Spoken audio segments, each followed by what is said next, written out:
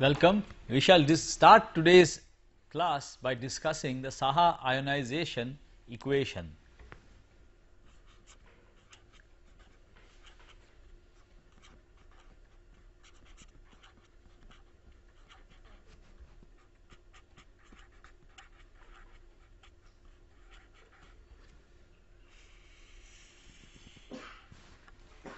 So, we consider an atom, let us call it X, and we consider a reaction where this atom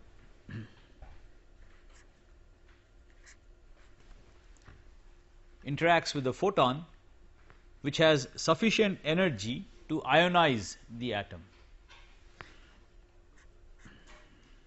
and as a consequence the atom goes to an ionized state, plus and electron. The same thing could also be applied in principle to study the transition from a singly ionized state to a doubly ionized state, etc. So, it is not only for the first ionization, but for subsequent transitions to higher ionized states also. In general, we are going to consider a situation like this, and the question that we are interested in is that if I have the whole thing in equilibrium at a temperature T with certain density rho, then or number density n, then what is the fraction of the atoms that is ionized? And this is governed by Saha's ionization equation, which was worked out first by Meghnad Saha. Okay.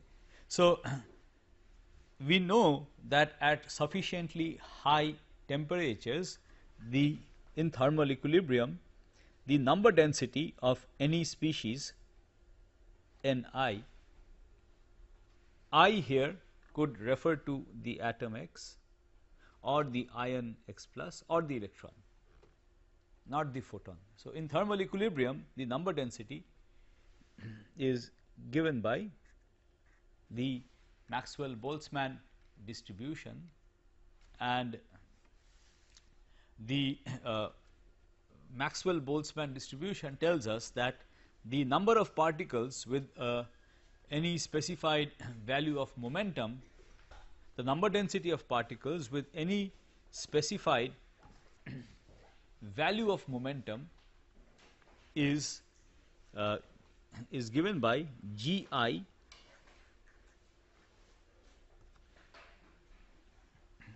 into exponential mu into mu I into beta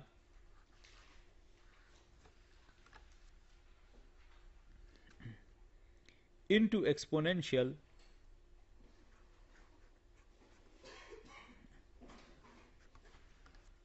minus MIC square plus P square by 2MI into beta.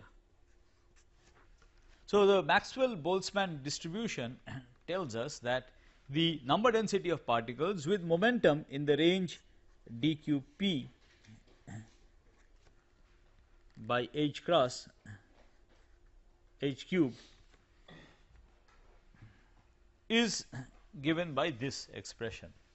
Here Gi is the degeneracy of any of these states. So, it is a spin degeneracy Gi. Mu I is the chemical potential corresponding. So, we are looking at the ith species. Gi is the degeneracy of the ith species. Mu I is the chemical potential of the ith species,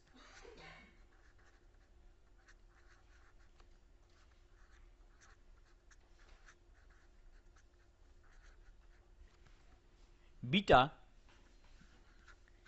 is the same for all of these species, same for the photon, these atoms, the ion and the electron. It is 1 by the Boltzmann factor into the temperature. Mi is the rest mass of the ith species, and I could refer to either the atom, the ion or the electron.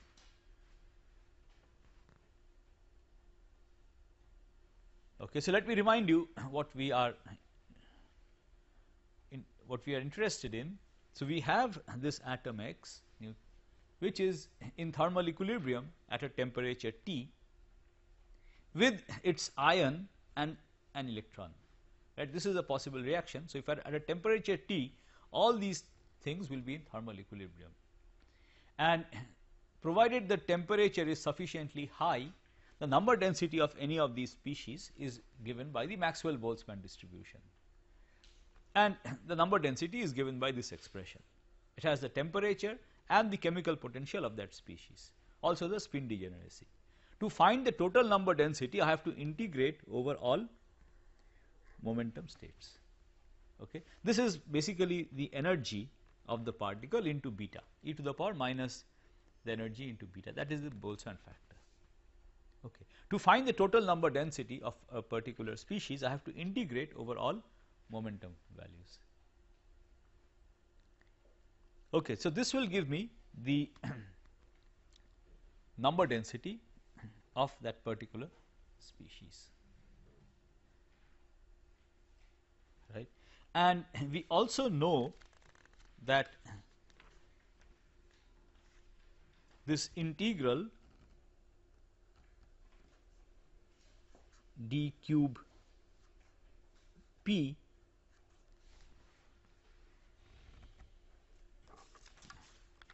e to the power minus mc square into beta is a constant that comes out.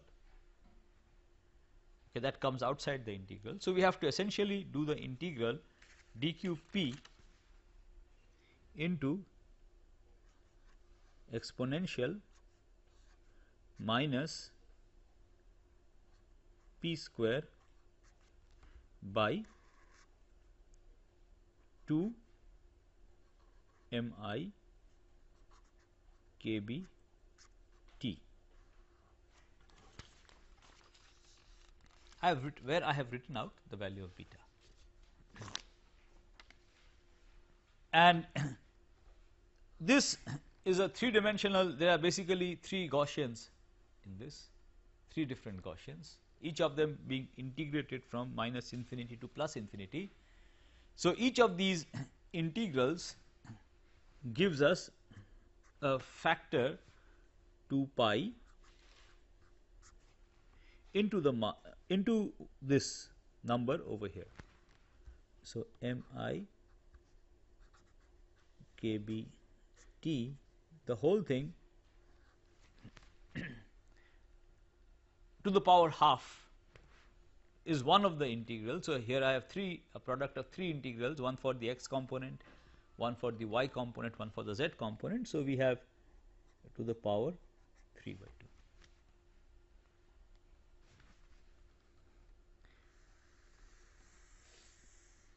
So we can just straight away substitute that here, and we get the number density of any of these species to be gi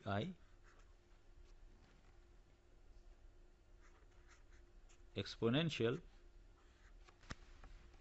mu I by kb t mu I minus m I c square, where I have taken this factor outside, and then we have this factor over here, which is 2 pi mi kb t to the power 3 by 2. Okay. So, this allows us to write down the number density of each of these species, provided we know the chemical potential and we know the mass of that species and we know the temperature of the entire system which we are looking at. Okay. Now, in thermal equilibrium, the chemical potential of all the species on the left hand side of this equation is equal to the chemical potential of all the species on the right hand side of this equation. We know that in thermal equilibrium this should be true. Further, photons can be created and destroyed at will. There is no conservation associated with photons.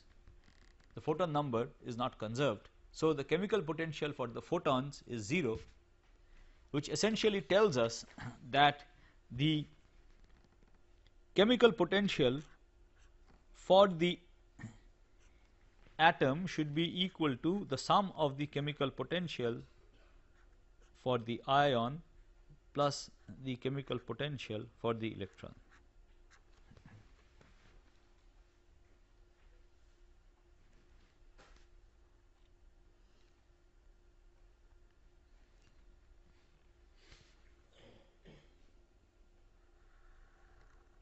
Okay. The second input that is required is the fact that the energy is conserved in such a reaction. So, here if I take the rest mass of this atom and take the sum of the rest masses of this ion and the electron, the sum of the rest masses of the ion and the electron is going to be more than the rest mass of the atom, because the atom is obtained by binding these two together. So, there is a loss of energy in that process, and the difference between these is the energy that is required to ionize the atom. So, if this is the energy required to ionize the atom, this is equal to the mass of the ion plus the mass of the electron minus the mass of the atom into c squared. So, this difference is the energy that is required to ionize the atom, that is the ionization potential delta E. Okay. So, with these two inputs and we have this, we can now take the ratio we can now consider the ratio of the number density of particles in the ion into the number density of particles of the electron divided by the number density of particles in the neutral atom.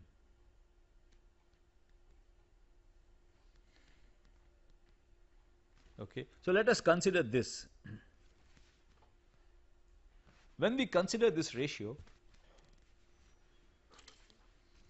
we will have one factor which is the the ratio of the corresponding degeneracy factors. So, we will have G x plus G electron by G x. Then we will have the ratio of exponential mu by kT for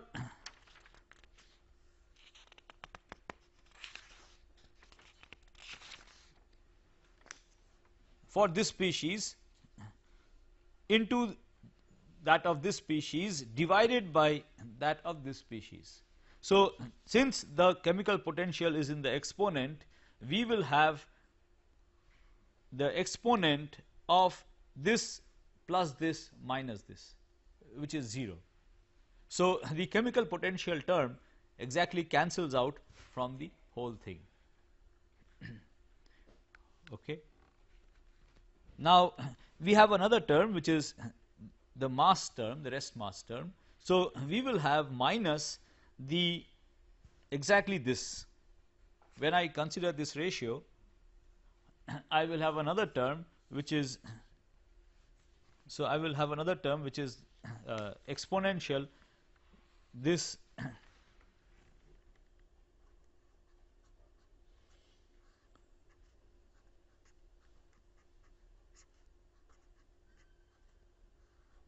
that is the ionization potential energy, ionization potential. And we have a ratio of this number for the product of this number for the ion and the electron divided by that for the neutral atom. The ion and the neutral atom, the masses are approximately the same, so in the ratio it cancels out, and what we are left with is oh, there should be a factor of h cube here, which I have forgotten to write down. The h cube comes from the phase space counting, right? You have to count per unit volume in phase space, which is h cube. So we have this factor 2 pi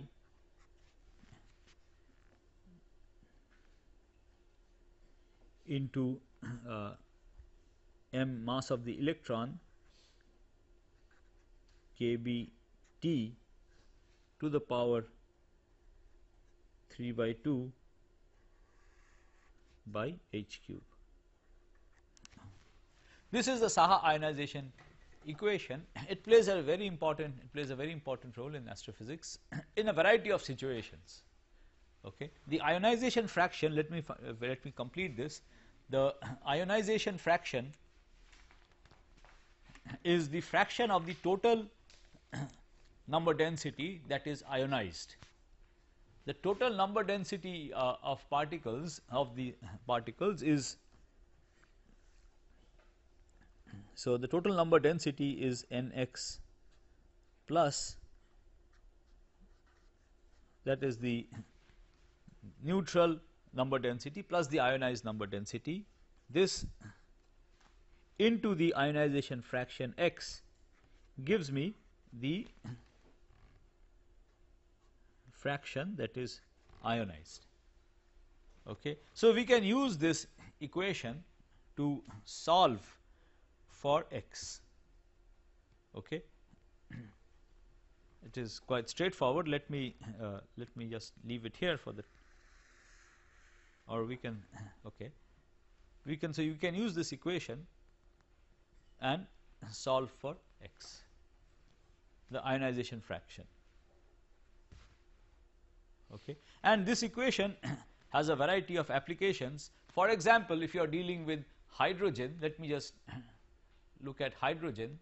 The interior of the star, we are here interested in a star, so the interior of the star is initially largely made up of hydrogen. So if you are interested in looking at the state of hydrogen at a certain temperature, then the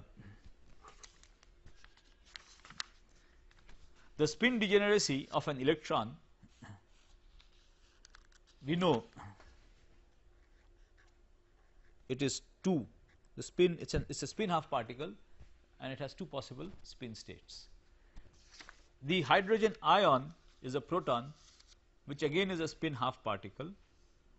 So that too has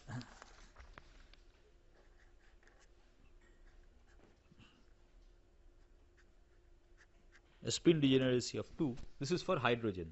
Okay.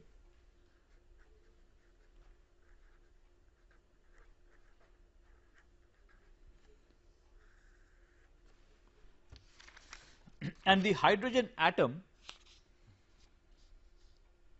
the ground state of the hydrogen atom, there are 2 possible states. In one state, let me just look at that. In one state, the proton spin and the electron spin are aligned. In the other state, the proton spin and the electron spin are anti-aligned. Okay, so that is, now this has a total spin of 0, so it has only one state. This has a total spin of 1, it's a triplet. So there are 3 possible states. So totally there are 4 possible states for the ground state of neutral hydrogen. Okay. So for the ground state of neutral hydrogen, this is for hydrogen, Gx is equal to 4. Okay. So you can put in these numbers here. The ionization potential for hydrogen is 13.6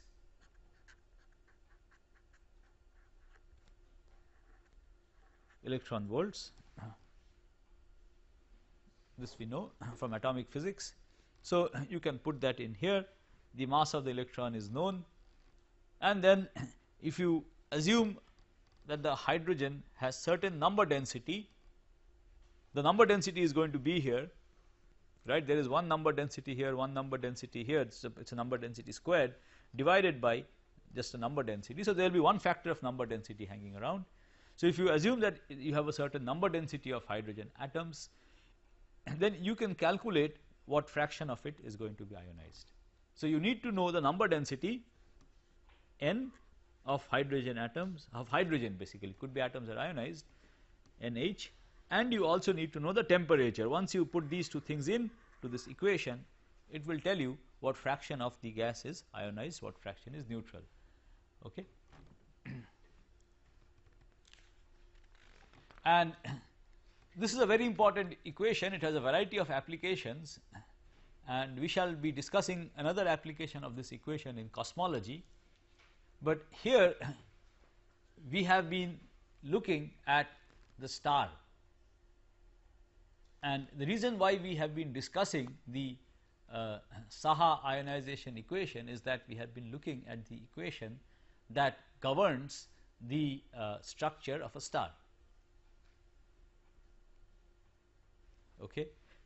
And the Saha ionization equation tells us whether the gas inside a star at any location is going to be, what fraction of it is going to be ionized and what fraction of it is going to be neutral.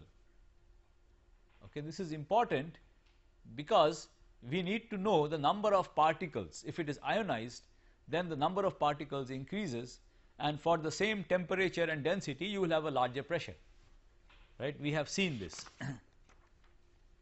So the pressure at any point is rho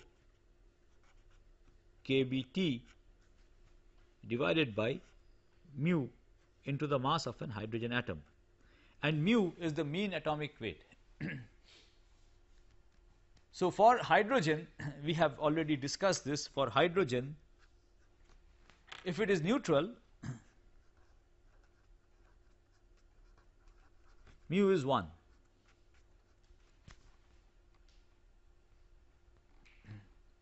Whereas if it is ionized,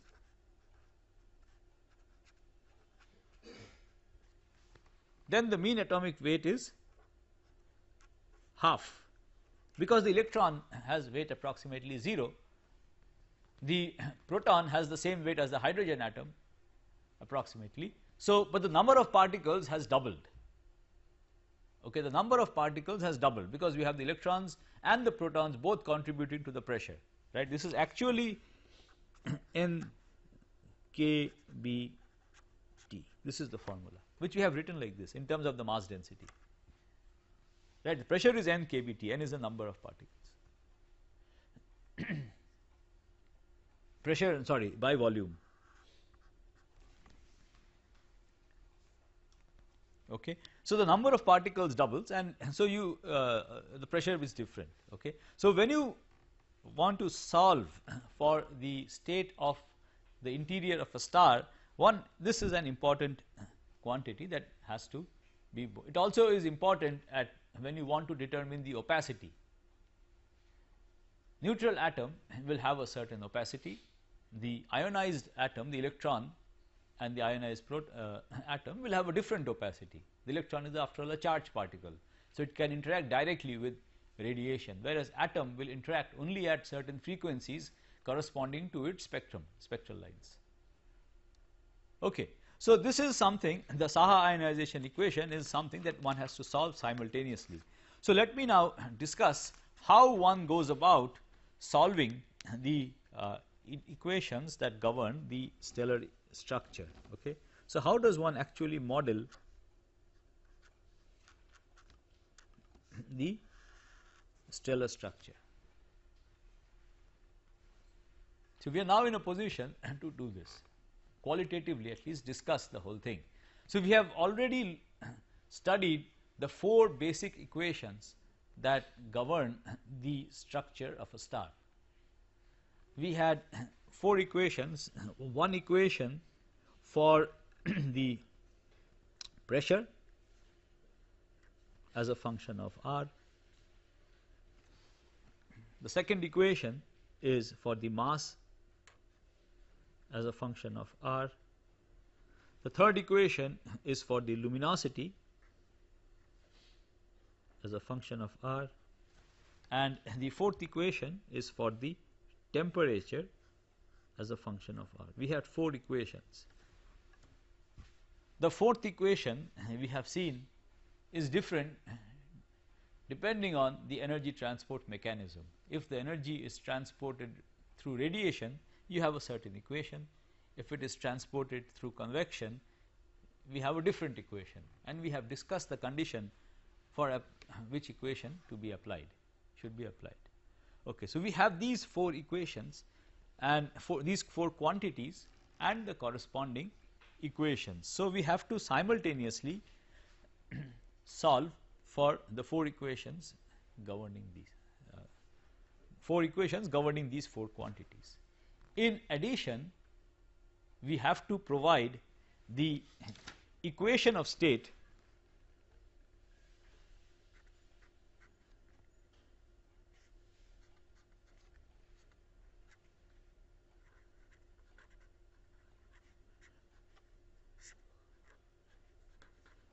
externally. This has to be given. This has to be solved because the pressure gradient involves the density. So, we use this to eliminate the density from all of this.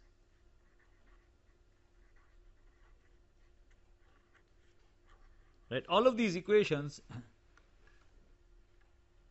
depend on the density, and we can use this relation to eliminate the density and write it in terms of the pressure and the temperature. Okay. We also have to externally specify the energy generation rate epsilon, which we have seen depends on the density, the temperature, we have already discussed this, and it also depends on the composition.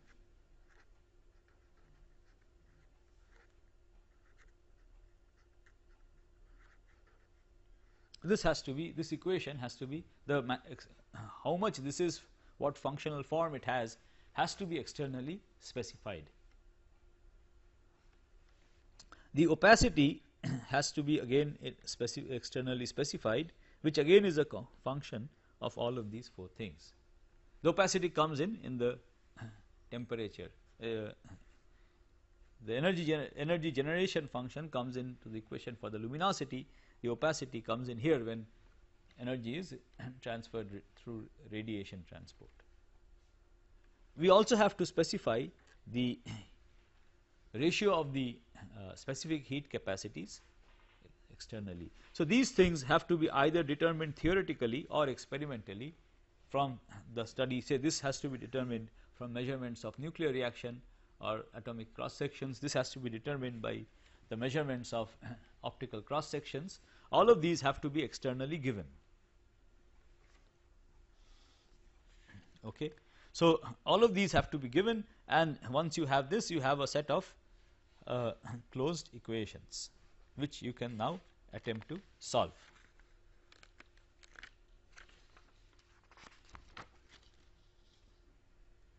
Now, in addition to this, it is also necessary to give boundary conditions if you want to solve these equations. So, you have 4 differential equations, you have to also give provide suitable boundary conditions if you wish to solve these equations.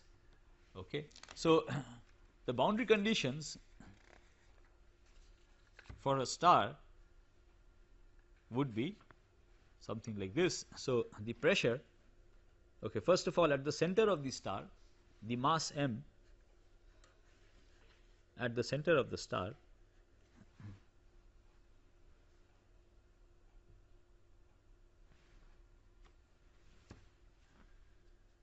no the let us see the pressure, okay, the would be 0.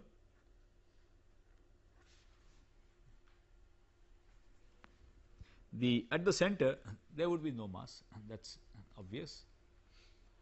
The mass contained within the center is 0. The luminosity at the center is 0 at the origin. The pressure at the surface of the star should vanish if it has to be in equilibrium.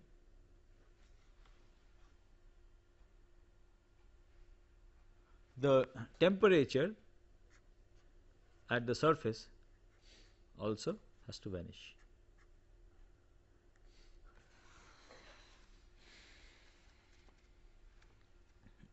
So, one could put in these boundary conditions and you have the equations, 4 differential equations for these in addition to these conditions. Now, what one could do is one could then tell that, okay, so I know the mass at the origin is 0, at the origin is 0, I know all of these boundary conditions. What one would have to do now is that one would have to specify the radius of the star, because which are the points where you want to set these two to 0? One would have to specify the radius of the star, and by solving this equation, these equations, you would get the mass of the star. But that is not typically how one would like to formulate the problem. So, the way I have set it up till now, you would have to specify r the radius of the star and then solve for this, which would give you the mass of the star, which is the m at r. But typically we would not like to specify the problem like this. Okay. So, the problem is reformulated in a slightly different way. The conditions are set up in a slightly different way. Let me mention that. So, the conditions are set up so that you can specify the mass of the star. That is how you would like to solve it.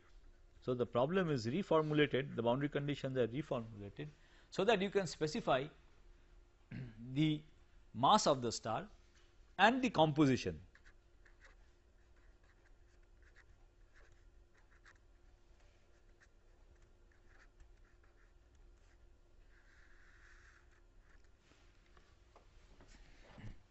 So, this is how we would like to specify the problem. Given the mass and the composition, we would then like to calculate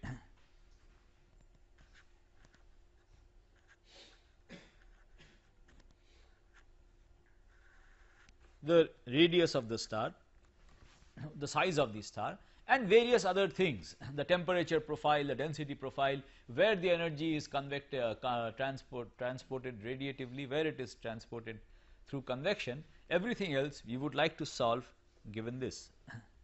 Okay. So, the problem is reformulated so that these two things can be specified.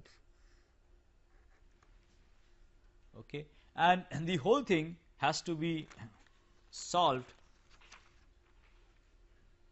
numerically. So, the whole thing then has to be put into a computer and the set of equations have to be solved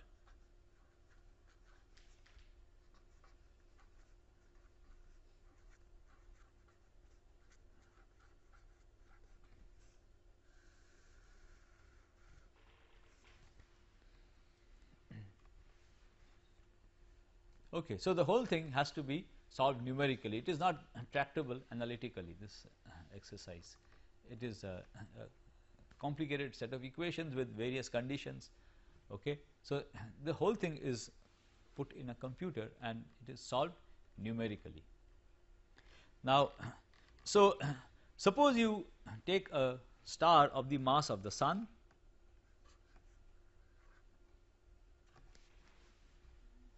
and you set the solar system abundances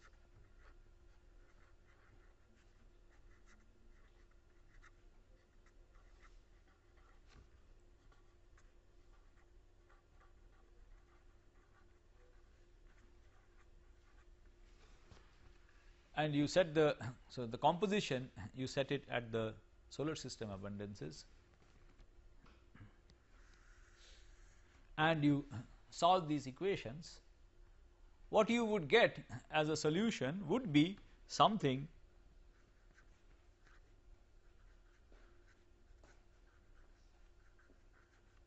that corresponds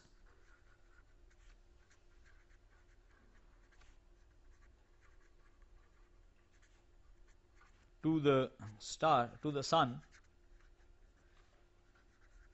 when it was formed.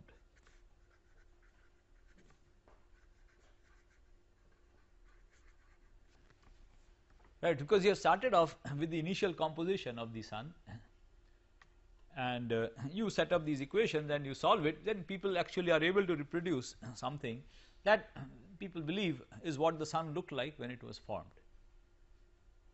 Now, as the sun burns the fuel, the composition changes, right, the whole thing evolves. So what happens is there is fuel burning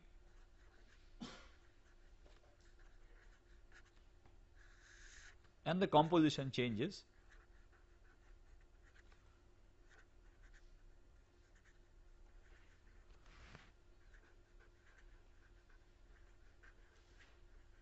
and one has to take this into account and again solve the equation. So, initially the composition was the same throughout the solar abundance. Now, the composition becomes, so the composition now is a function of R.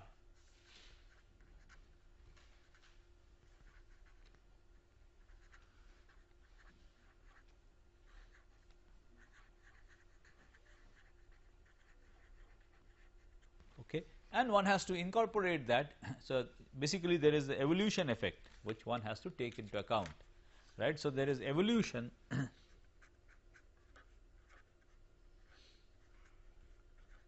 has to be incorporated and then you are finally led to a model which is you expect to match with the sun as it looks now. Okay. Further, one can also carry out this exercise for different masses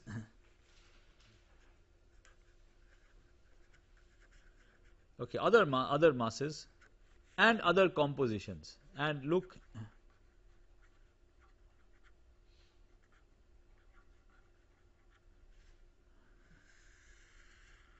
okay, so one could vary the mass and the composition and study the structure of stars in general and they study what both things, structure and evolution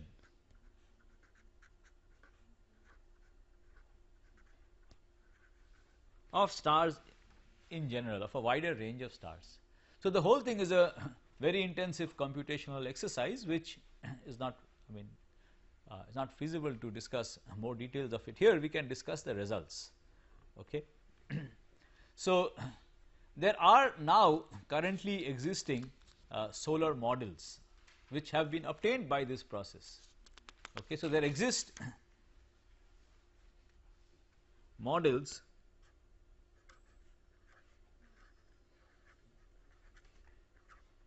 of the sun which have been built up like this. These equations solved with the equations for the energy generation through nuclear reaction. So, when you solve these equations, you know in which part of the sun the reaction is taking place, you can predict simultaneously solve for all of these, the kind of reaction, the reaction rates, etc. So, you have now models which are reasonably believed to be correct. These models have been validated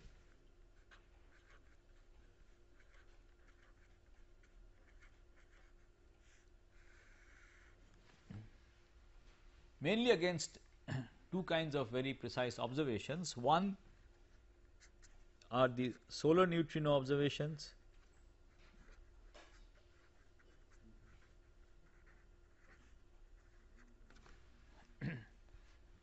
the solar neutrino observations probe the fuel nuclear burning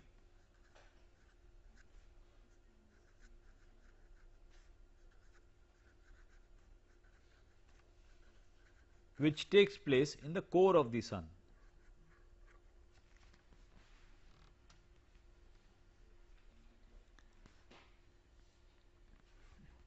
Okay. So, they probe a very small region at the center of the sun.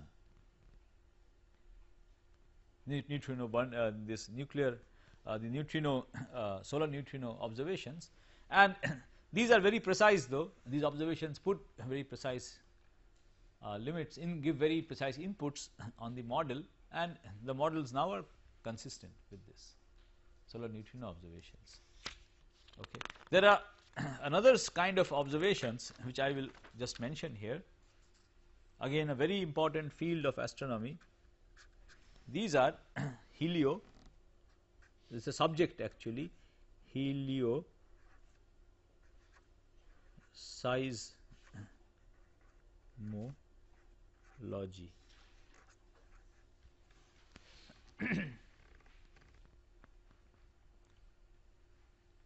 So, here what is studied is the oscillations are oscillations, mechanical oscillations.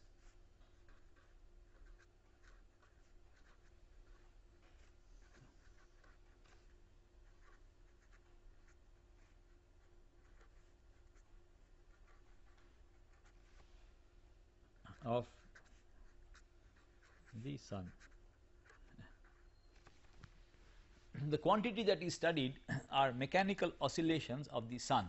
So, it is like something like monitoring earthquakes on the earth surface. So, you monitor the vibrations on the sun, and it can be done by looking at the intensity of the radiation that you receive from the sun. Okay. And this is relatively easier to model than you can. So, this is relatively easier than modeling the earthquakes in the earth, because the sun is made up of simple gas, it is a sphere of gas, whereas the composition of the earth is much more complicated. There are all kinds of rocks, etc. So, whereas the sun is easier, so it is easier to model oscillations of the sun, mechanical oscillations of the sun, and these observations, the monitoring of the observation monitoring of such oscillations probe the interior of the sun. So, they essentially probe the entire structure.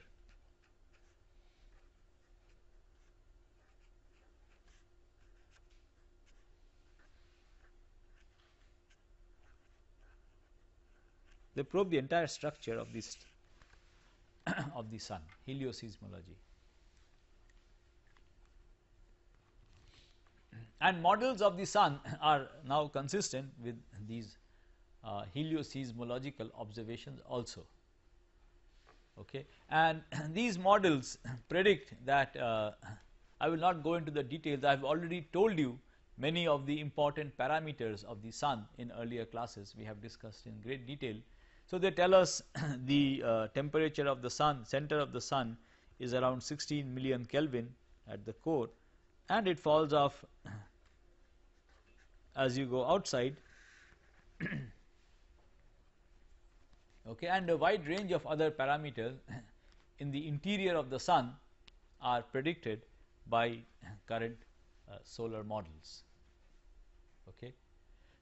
The subject of modeling stars has also been applied to different masses and different compositions. So, that goes into the realm of a different subject, which is the study of the study and classification of stars, which is something that we shall take up in the next class. So, today we are going to stop here.